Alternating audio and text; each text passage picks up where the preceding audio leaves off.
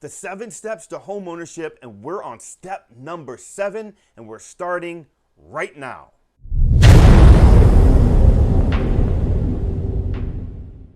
Hi, my name is Rod Ferrier, and I am a licensed loan originator. Do me a big favor, subscribe to my YouTube channel and click the bell to get notified when I post more helpful content like this. Follow me on Instagram, please, and as well, like me on Facebook, because we all want to be liked, right?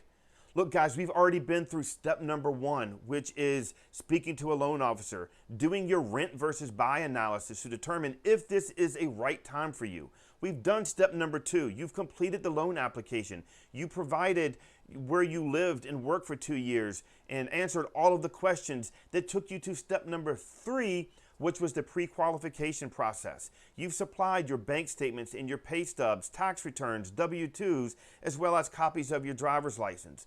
Your loan officer has already shared how much you've been pre-qualified for. And you've already gone to step number 4. You've looked at a property. You found the home that you want. You went to step number 5, which is ratifying that contract. You signed on the dotted line. You went through step number 6, which is the underwriting process.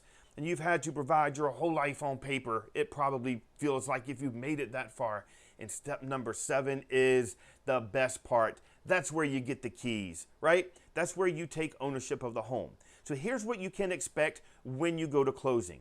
On the day of closing, you are going to meet with your real estate agent and you are going to do an inspection, the final inspection on the property. You're going to go look to make sure that the previous homeowner has left you the house in the condition in which you agreed to purchase it, that the appliances are there, that there's no other major issue before you go to the title company.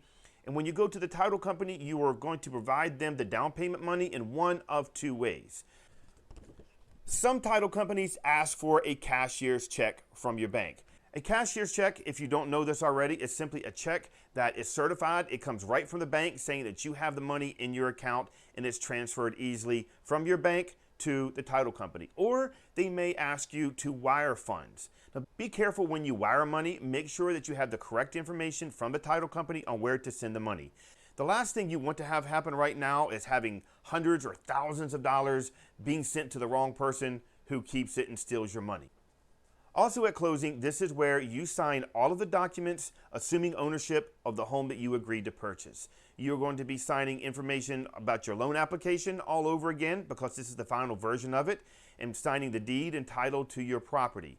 The closing process typically takes around an hour, and this is where you sign all of the documents assuming ownership of the home, signing the title, signing the deed, and then you get the keys.